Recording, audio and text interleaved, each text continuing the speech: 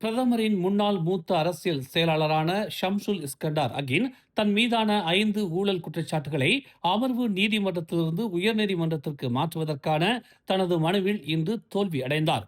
குற்றவியல் நடைமுறை சட்டத்தின் பிரிவு 417 கீழ் உள்ள தகுதி வரம்பை அவர் பூர்த்தி செய்யவில்லை என்று கூறி உயர்நீதிமன்ற நீதிபதி நூர் ருவேனா நாடின் அந்த மனுவை தள்ளுபடி செய்தார். கடந்த ஆண்டு டிசம்பர் 4 ஹந்துவா ஜெயா முன்னாள் நாடாளுமன்ற உறுப்பினர் சபாவில் கனிம ஆய்வு உரிமங்களுக்கான ஒப்புதலை பெறுவதில் தொழிலதிபர் ஆல்பர்ட் செய்யுடன் தொடர்புடைய நிறுவனங்களுக்கு உதவுவதற்காக அவரிடமிருந்து 1,00,000 ரிங்கிட் ரொக்கமாக பெற்றதாக இங்குள்ள அமர்வு நீதிமன்றத்தில் ஷம்சுல் இஸ்கண்டார் அகின் மீது குற்றம் சாட்டப்பட்டது. அதே நோக்கத்திற்காக 40,000 ரிங்கிட் ரொக்கமாக பெற்றதாகவும் அத்துடன் முறையே 14,580 மற்றும் 22,249 ரிங்கிட் மதிப்புள்ள தளபாடங்கள் மற்றும் மின் சாதனங்களை பெற்றதாகவும் அவர் மீது குற்றம் சுமத்தப்பட்டது. மறுநாள் ஷா ஆலம் அமர்வு நீதிமன்றத்தில் ட்ரெய்க்கு ஆர்வம் இருந்த நிறுவனங்களுக்கு அதே ஒப்புதல்களை பெற உதவுவதற்கான தூண்டுதலாக அவரிடமிருந்து 64,924 ரிங்கிட் வாடகை பணத்தை பெற்றதாக அவர் மீது குற்றம் சுமத்தப்பட்டது.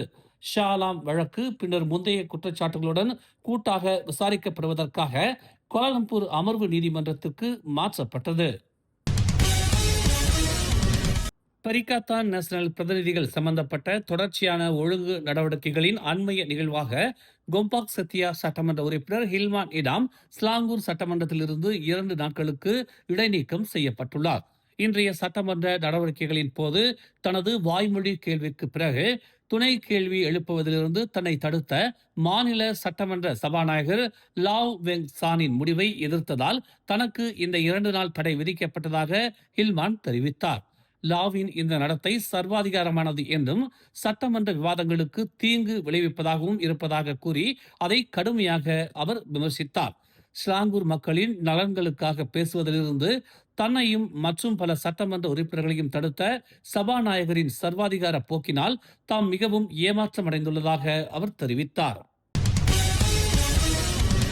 சுங்காய் ரெங்கிட் மற்றும் ஃபெல்டா ஆயர் தவார் பகுதிகளில் 13 இந்தோனேசியர்கள் மற்றும் ஒரு உள்ளூர்வாசி கைது செய்யப்பட்டதை தொடர்ந்து புலம்பெயர்ந்தோரை சட்ட விரோதமாக கடத்தும் நடவடிக்கையை காவல்துறை முறியடித்துள்ளது. ஞாயிற்றுக்கிழமை இரவு 11:45 மணி முதல் மறுநாள் அதிகாலை 4 மணி வரை இந்நடவடிக்கை மேற்கொள்ளப்பட்டதாக கொத்தாத்திங்கே காவல்துறை கண்காணிப்பாளர் யூசப் ஒஸ்மான் தெரிவித்தார். கிடைத்த தகவலின் அடிப்படையில் பங்காராங்கில் உள்ள சுங்காய் ரெங்கிட்டில் ஒரு வீட்டில் மேற்கொள்ளப்பட்ட கண்காணிப்பில் அண்டை நாட்டிலிருந்து வந்ததாக நம்பப்படும் 10 இந்தோனேசிய ஆண்களையும் ஒரு பெண்ணையும் கைது செய்ததாக அவர் கூறினார். அவர்கள் அனைவரும் மலேசியாவில் தங்குவதற்கான செல்லுபடி ஆகும் பயண ஆவணங்களை சமர்ப்பிக்க தவறியது சோதனையில் தெரிய வந்தது என்று இன்று வெளியிட்ட அறிக்கையில் அவர் தெரிவித்தார். தொடர் நடவடிக்கைகளின் விளைவாக புலம்பெயர்ந்தோரை சட்ட விரோதமாக கடத்தும் நடவடிக்கைகளில் ஈடுபட்டதாக சந்தேகிக்கப்படும் மேலும் 2 இந்தோனேசியர்களும் ஒரு உள்ளூர்வாசியும் 2 வெவ்வேறு இடங்களில் கைது செய்யப்பட்டதாக அவர் கூறினார். 36 முதல் 58 வயதுக்குட்பட்ட அனைத்து சந்தேக நபர்களும் மேலதிக விசாரணைக்காக கோத்தாத்திங்கி மாவட்ட காவல் தலைமையகத்திற்கு கொண்டு செல்லப்பட்டனர். மலர் டிவி ஏற்பாட்டில் ஓம்ஸ் அறவாரியத்தின் ஆதரவுடன் திரைசை கண்ட இலக்கியம் எனும் நயம்பட உரைப்பும் போட்டி விரைவில் பிரம்மாண்டமாக அரங்கேற உள்ளது. இப்போட்டியில் பங்கேற்க திரையில் காணும் QR குறியீட்டை ஸ்கேன் செய்யுங்கள் அல்லது திரையில் காணும் எண்களுக்கு அழைக்கலாம். தமிழ் திரையிசை பாடல்களில் சங்க இலக்கிய செய்யுளை பயன்படுத்தியிருக்கும் பாடல்களை அடையாளம் கண்டு அதனை விளக்கத்தோடு நயம்பட உரைப்போருக்கு முதல் பரிசாக 5,000 ரிங்கிட்டும் மற்றும் தங்கப் பதக்கமும் வழங்கப்படும்.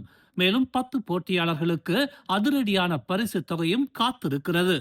18 முதல் 25 வயதினர் பிரிவு 1லும் 26 வயதுக்கு மேல் பிரிவு 2லும் பங்கேற்கலாம்.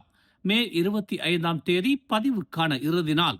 மேல் விவரங்கள் அடுத்தடுத்து உங்கள் மலர் டிவியில். மாணவர்கள் இணையத்திலும் அதிகாரப்பூர்வ வழிகளிலும் அரசாங்கத்தை விமர்சிக்க சுதந்திரம் உண்டு என்று பிரதமர் டரஸ்ரீ அன்வார் இப்ராஹிம் தெரிவித்துள்ளார். பாரம்பரிய முறைகளில் இருந்து டிக்டாக் போன்ற மெய்நிகர் தளங்களுக்கு செயல்பாடுகள் மாறி இருந்தாலும் மாணவர்கள் தங்கள் கருத்துக்களை தெரிவிக்கும் உரிமை தொடர்ந்து உண்டு என்றும் அவர் கூறினார். பாரம்பரிய முறைகளிலோ அல்லது இணையத்திலோ யாரும் ஒன்று கூடி தங்கள் கருத்துக்களை வெளிப்படுத்துவதை தடுக்க மாட்டோம் என்று அவர் தெரிவித்தார். விமர்சிக்க விரும்பினால் தாராளமாக விமர்சியுங்கள். முடிவுகள் எடுக்கப்படும் போது எழுப்பப்படும் பிரச்சனைகளுக்கு தாங்கள் பதிலளிப்போம் என்று யுசிஎஸ்ஐ பல்கலைக்கழகத்தின் புதிய கட்டிட திறப்பு விழாவின் போது நடைபெற்ற சந்திப்பு நிகழ்ச்சியில் கேள்வி பதில் அமர்வில் அவர் இதனை தெரிவித்தார். மாணவர்கள் தங்கள் கருத்துகள் கேட்கப்பட்டு பரிசீலிக்கப்படுவதை உறுதி செய்ய அதிகாரப்பூர்வ கடிதங்களை அனுப்பலாம் அல்லது சம்பந்தப்பட்ட அதிகாரிகளை நேரடியாக சந்திக்கலாம் என்றும் அன்வார் கூறினார். மாணவர் பிரதிநிதிகளும் மன்றங்களும் உயர்கல்வி அமைச்சுடன் கூட்டங்களை ஏற்பாடு செய்யலாம் என்றும் அவர் கூறினார். இந்த கூட்டங்களில் கடினமான கேள்விகளை மாணவர்கள் எழுப்பலாம் என்றும் அவர் தெரிவித்தார். நெகிரி செம்பிலான் மந்திரி பசார் அமீனுddin ஹாரூனுக்கான ஆதரவை நெகிரி செம்பிலான் பரிசான் நேஷனல் விலக்கிக் கொண்டதை தொடர்ந்து பரிசான் நேஷனல் உடனான கூட்டணியை மறுபரிசீலனை செய்யுமாறு பக்கத்தன் ஹரப்பான் தலைமையை டிஏபி இளைஞர் பிரிவு வலியுறுத்தியுள்ளது. ஒரு புதிய மாநில அரசை அமைப்பதற்கான நெகிரி செம்பிலான் பரிசானின் முயற்சி ஒற்றுமை அரசாங்கத்தின் நோக்கத்திற்கு முற்றிலும் முரணானது என்று அந்த பிரிவு தெரிவித்துள்ளது. அரசியல் கட்சிகள் அல்லது தனிநபர்கள் சம்பந்தப்பட்டதாக இருந்தாலும் பின்வாசல் அரசாங்கத்தை அமைப்பதை நோக்கமாக கொண்ட அனைத்து முயற்சிகளையும் டிஏபி இளைஞர் பிரிவு கண்டிக்கிறது என்று தெரிவிக்கப்பட்டுள்ளது. இந்த நடைமுறை ஜனநாயகத்திற்கு சேதம் விளைவிப்பதோடு மக்களின் நலன்களை விட அதிகாரத்திற்கு முன்னுரிமை அளிக்கும் ஒரு கொள்கையற்ற அரசியல் கலாச்சாரத்தையும் உருவாக்குகிறது என்று அது ஒரு அறிக்கையில் குறிப்பிட்டுள்ளது. டிஏபி இளைஞர் பிரிவு நெகிரி செம்பிலான் அரசியல் நெருக்கடியில் தலையிடுமாறு பரிசான் தலைவர் அமாட் ஜாகித் அமிடியையும் வலியுறுத்தியுள்ளது. தற்போதைய பொருளாதார சவால்களுக்கு மத்தியில் நல்லிணக்கத்துக்கும் நிலைத்தன்மைக்கும் முன்னுரிமை அளிக்குமாறு நெகிரி செம்பிலான் பரிசான் நேஷனலுக்கு பிரதமர் டதஸ்ரீ அன்வார் இப்ராஹிம் அழைப்பு விடுத்துள்ளார். மேலும் பதவிகளுக்காக போராடுவதற்கு இது சரியான நேரம் அல்ல என்று அவர் தெரிவித்துள்ளார். பக்கத்தன் ஹரப்பான் தலைவரான அன்வார் நெகிரி செம்பிலானில் நிலவும் அரசியல் நெருக்கடியை தீர்ப்பது எளிதானதல்ல என்றும் குறிப்பிட்டார். தம்மை பொறுத்தவரை நாம் நல்லிணக்கத்தை பேண வேண்டும். நமது நாடு பொருளாதார பிரச்சனைகளையும் உலகளாவிய நெருக்கடிகளையும் எதிர்கொண்டுள்ளது. இது சண்டையிடுவதற்கோ அல்லது பதற்றங்களை உருவாக்குவதற்கோ ஆன நேரம் அல்ல என்று அவர் செய்தியாளர்கள் மத்தியில் தெரிவித்தார். மலேசிய ஊடக மன்றமான MMM பல்வேறு புகார்கள் உட்பட செய்தி துல்லியம், அனுமதியின்றி புகைப்படங்களை பயன்படுத்துதல், சமூக ஒற்றுமையை பாதிக்கும் உள்ளடக்கம் தொடர்பாக மொத்தம் 7 புகார்களை இதுவரை பெற்றுள்ளதாக தொடர்புத்துறை துணை அமைச்சர் தியோனி சிங் தெரிவித்துள்ளார். இதில் 5 புகார்கள் தீர்வு காணப்பட்டுள்ள நிலையில் மீதமுள்ள 2 புகார்கள் தற்போது சரிபார்க்கப்பட்டு வருவதாக அவர் தெரிவித்தார். வெளிப்படை தன்மையையும் பொறுப்புணர்வையும் மேம்படுத்தும் நோக்கில் அனைத்து புகார்களும் தற்போது MMM அதிகாரப்பூர்வ தளத்தின் மூலம் சமர்ப்பிக்க முடியும் என்று தெரிவிக்கப்பட்டுள்ளது. பொதுமக்களும் அரசும் MMM தளத்தை பயன்படுத்தி ஊடகம் தொடர்பான புகார்களை முன்வைக்க தாம் வரவேற்பதாக அவர் தெரிவித்தார். அதோடு இந்த மன்றம் அறநெறியுடனும் பொறுப்புடனும் நடந்து கொள்வதோடு சுதந்திரமான செய்தி அறிக்கையை தொடர்ந்து நிலைநிறுத்துவதே இதன் பங்கு என்று தாம் நம்புவதாக செய்தியாளர்கள் மத்தியில் தியோ தெரிவித்தார்.